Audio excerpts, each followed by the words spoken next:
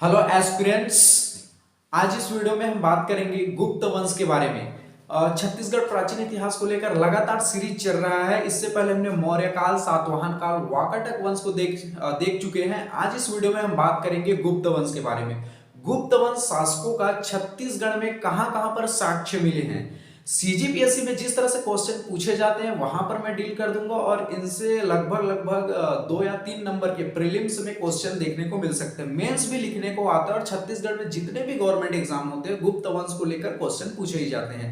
जहां पर government exam किस तरह से पूछता है गुप्त वंश को लेकर के, मैं वहां पर आपको डील कर दूंगा। ठीक है, चलिए वीडियो को स्टार्ट करते हैं। गुप्त वंश, ये जो गुप्त वंश है इनके शासकों को लेकर क्वेश्चन पूछा जाता है। गुप्त वंश के शासकों का क्रम पूछ दिया जाता है, या फिर गुप्त वंश के जो शासक हैं उनसे क्या घटनाएं घटित हुई है, क्या का कहां पर साक्ष्य मिले हैं, उनको लेकर पूछा जाता है। ठीक है, चलिए वीडियो को स्टार्ट करते हैं। ध्यान से देखना, और मैं तो हमेशा यही बात बोलता हूं कि आप मेरी वीडियो देख रहे हैं मतलब वो टॉपिक आपको याद होना तय है, आपको समझ आना बिल्कुल तय है, बशर्ते आपको कंसंट्रेट में होना बहुत ही जरूरी है। ठीक है, गुप्त वंश का जो पहला शासक है, जिस शासक के बारे में हम बात कर रहे हैं, समुद्रगुप्त, आपको ध्यान में रखना है। समुद्रगुप्त। अब समुद्रगुप्त के बारे में कुछ इंपॉर्टेंट फैक्ट्स हैं, उनको आपको ध्यान में रखना है। ये इन्हीं से गवर्नमेंट एग्जाम में पूछे जाते हैं। समुद्रगुप्त, ये जो गुप्त वंश का राजा जो समुद्रगुप्त है, इन्होंने 2 राजा को हराया है, आपको ध्यान में रखना है। समुद्रगुप्त जो गुप्त वंश के शासक हैं, समुद्रगुप्त, उन्होंने दो शासक के जो 2 वंश के जो राजा हैं उन्हें हराए हैं। उनका नाम देखना है आपको। पहला, वाकाटक वंश के जो शासक हैं महेंद्र सेन। ध्यान से आपको समझना है, जो गुप्त वंश के शासक हैं समुद्रगुप्त, उन्होंने 2 वंश के शासक को हराया है। जब युद्ध हुआ तो 2 शासकों को हराया, उन शासकों के नाम पूछे जाते हैं। समुद्रगुप्त ने किन शासकों को हराया है, ऐसे आपको क्वेश्चन पूछा जाता है। तो समुद्रगुप्त ने एक पहला जो शासक का नाम है वाकाटक वंश के शासक है महेंद्र सेन, उसको हराया है। दूसरा है नलवंशी जो शासक है, नलवंशी राजा जो है व्याघ्र राज को हराया है। इतना आपको ध्यान में रखना है। ठीक है, मैं फिर से बता दूं कि इनको किस तरह से पूछा जाता है। समुद्रगुप्त जो गुप्त वंश के जो राजा रहे हैं, शासक रहे, इन्होंने युद्ध करके जो 2 शासकों को हरवाया है, आपको ध्यान में रखना है। 2 शासक, पहला शासक है वाकाटक वंश से, वाकाटक वंश के शासक का नाम महेंद्र सेन, इनको हराया है।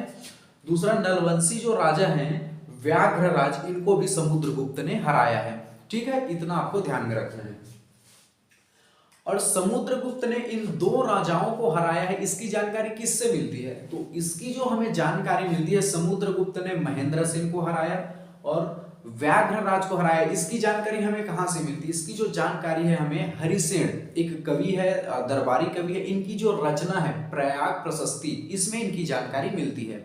बहुत बार ये पूछा जाता है हरिसेन की रचना का नाम बताइए, तो हरिसेन की जो रचना का नाम है प्रयाग प्रशस्ति। हरिसेन की रचना का नाम है प्रयाग प्रशस्ति। हिस्ट्री थोड़ा टफ हो सकता है क्योंकि कुछ चीजें आपको याद करने वाली होती है, तो इसलिए आप ध्यान से समझना इसको, और कहीं न कहीं बहुत अच्छे से आपको समझ आ जाएगा, ऐसा मैं आशा करता हूँ। ठीक है, और प्रयास करूंगा कि आपको आसानी से मैं समझा पाऊँ। ठीक है, तो समुद्रगुप्त ने किन 2 राजाओं को हराया, आपको पता होना चाहिए। पहला वाकाटक वंश के राजा को हराया, वाकाटक वंश के राजा का नाम था महेंद्र सेन, और नलवंशी राजा व्याघ्र राज को हराया। ठीक है, इसकी जो जानकारी है हरिसेन की जो रचना है प्रयाग प्रशस्ति से जानकारी इनकी मिलती है। ठीक है,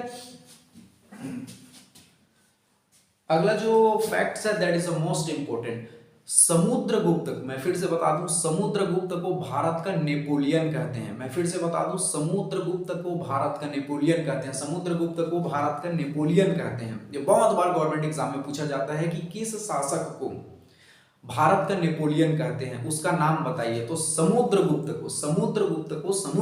को भारत का नेपोलियन कहा जाता है। ठीक है, बहुत बार ये पूछा जाता है कि समुद्रगुप्त की पत्नी का क्या नाम है। समुद्रगुप्त की जो पत्नी का नाम है रूपा देवी है। समुद्रगुप्त की पत्नी का नाम रूपा देवी है। ये फैक्ट आपको ध्यान में रखना है। ठीक है, इतने आपको समुद्रगुप्त से रिलेटेड जितने भी पॉइंट है उनको आपको ध्यान में रखना है।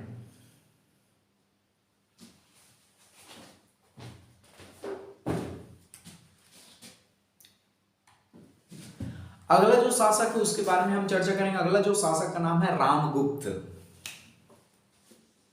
अगला शासक का नाम है रामगुप्त। इस राजा जब ये रामगुप्त जब शासन कर रहे थे, इस समय इन्होंने अपना सिक्का चलवाया। वो जो सिक्का है छत्तीसगढ़ के दुर्ग के बाना परत से प्राप्त हुआ है। दुर्ग जिला के बाना परत से प्राप्त हुआ है और ये 1972 में इनके सिक्के को प्राप्त किया गया है। इनको बस एक ही लाइन का फैक्ट है रामगुप्त को लेकर के। रामगुप्त जो इनका सिक्का है 1972 में 1972 में दुर्ग के बारन परत से पाया है। इतना आपको ध्यान में रखना है। ठीक है, रामगुप्त में उतना कुछ ज्यादा इंपॉर्टेंट नहीं है। समुद्रगुप्त को आपको ध्यान में रखना और किस तरह से पूछता है मैं वहां डील करता जा रहा हूं। ठीक है, अगला जो शासक है चंद्रगुप्त द्वितीय। जो अगला शासक है गुप्त वंश से चंद्रगुप्त द्वितीय। इनकी पुत्री का नाम सबसे पहले ध्यान में रखना है। चंद्रगुप्त द्वितीय की पुत्री का नाम प्रभावती है।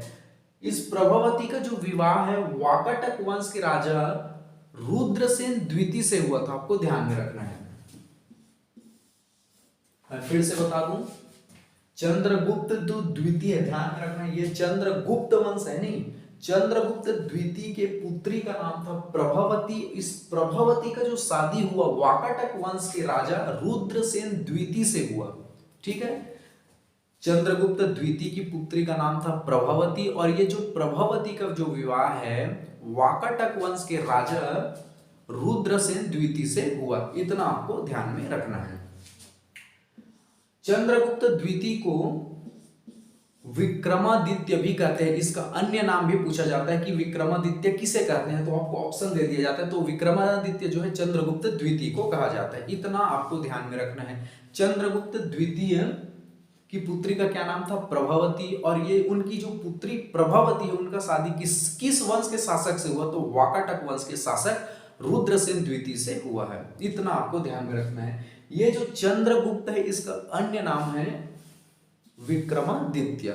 इतना आपको ध्यान में रखना है। अगला जो गुप्त वंश के शासक हैं उसका नाम है कुमारगुप्त। ठीक है, सबसे पहले हमने देखा समुद्रगुप्त, समुद्रगुप्त के बाद रामगुप्त, रामगुप्त के बाद चंद्रगुप्त द्वितीय, अब कुमारगुप्त। कुमारगुप्त का अन्य नाम है महेंद्र आदित्य। कुमारगुप्त को और किस नाम से जानते हैं, महेंद्र आदित्य। इतना आपको ध्यान में रखना है। किस शासक का अन्य नाम महेंद्र आदित्य है, आपको इस तरह से पूछ दिया जाएगा तो आपको ध्यान में रखना है महेंद्र आदित्य कुमारगुप्त का भी नाम था। इसी प्रकार विक्रमादित्य किसका नाम था, चंद्रगुप्त द्वितीय का। आपको यहाँ पर कंफ्यूजन नहीं होना है। चंद्रगुप्त द्वितीय का अन्य नाम क्या था, विक्रमादित्य। कुमारगुप्त के और अन्य और कौन से नाम से इनको जानते हैं, कुमारगुप्त को महेंद्र आदित्य, इसको विक्रमादित्य, इसको महेंद्र आदित्य। आपको ध्यान में रखना है।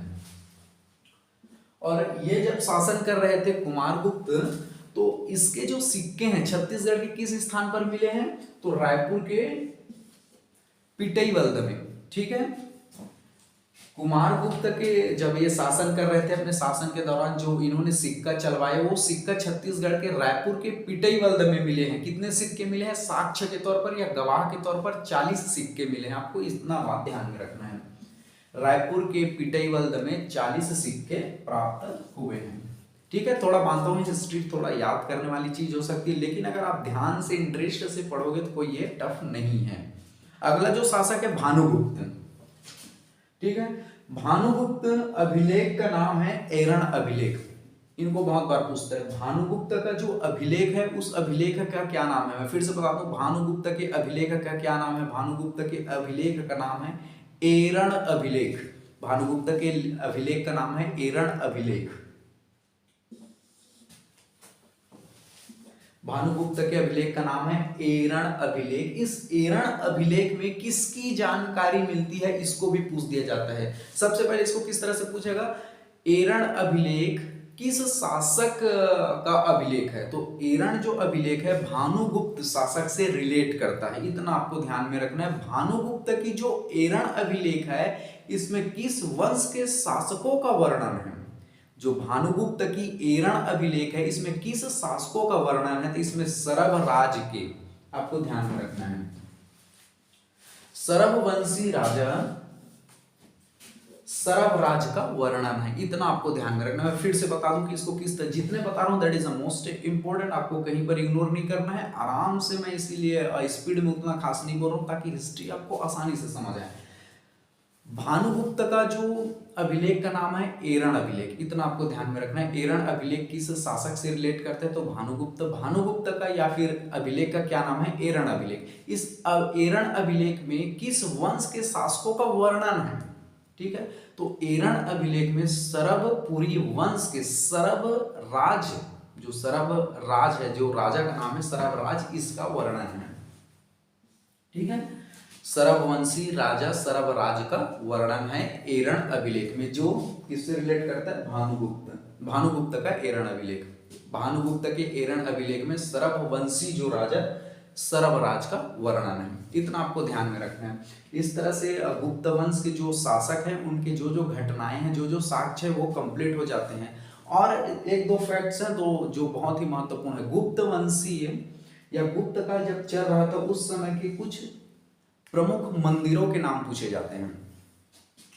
तो हमारे छत्तीसगढ़ में ताला गांव में देवरानी और जेठानी मंदिर है, जो छत्तीसगढ़ का सबसे प्राचीन मंदिर है। ये गुप्त काल जब चल रहा था उसी टाइम पर ये मंदिर बनाए गए थे। मैं फिर से बता दूं, ताला गांव में जो देवरानी और जेठानी मंदिर है वो गुप्त काल के दौरान, जब गुप्त काल चल रहा था तो उस टाइम पर ये मंदिर बनाए गए थे, जो छत्तीसगढ़ का सबसे प्राचीन मंदिर है। मैं फिर से बता दूं, ताला गांव में देवरानी जेठानी मंदिर है, जो गुप्त काल के दौरान इस मंदिर का निर्माण किया गया था, जो छत्तीसगढ़ का सबसे प्राचीन मंदिर है। बहुत बार गवर्नमेंट एग्जाम में पूछ भी चुका है। अगला, जब गुप्त काल चल रहा था तो एक और मंदिर बनाया, उसका नाम था पुजारी पाली बरमकेला का केवटीन मंदिर। इसको बहुत बार इसको किस तरह से पूछ लिया जाता है कि केवटीन मंदिर कहाँ पर है? केवटीन मंदिर कहाँ पर है? तो ये पुजारी पाली के बरमकेला, पुजारी पाली, आपको ध्यान में रखना है। इसको कौन से काल चल रहा था तब ये मंदिर बनाया गया था?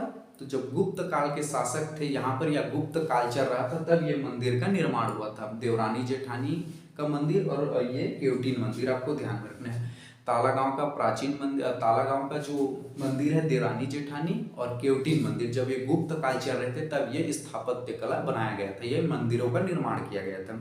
ये था गुप्त वंश को लेकर आपके जितने भी इंपॉर्टेंट फैक्ट्स है कंप्लीट हो जाते हैं। इससे बाहर आपको कहीं पूछेगा नहीं। आप ईमानदारी से इतने को कर लेते हैं तो कहीं न कहीं आपके जो प्रायिकता बहुत ज़्यादा बढ़ जाती है, आपको सही ऑप्शन या सही प्रश्न करने की प्रायिकता ज़्यादा बढ़ जाती है। ठीक है, चलिए।